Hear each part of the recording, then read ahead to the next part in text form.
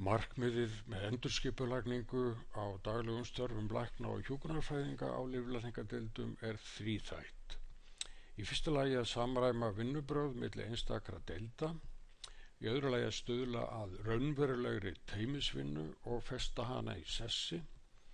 í þriðja lagi að auka skilvirkni í daglegum störfum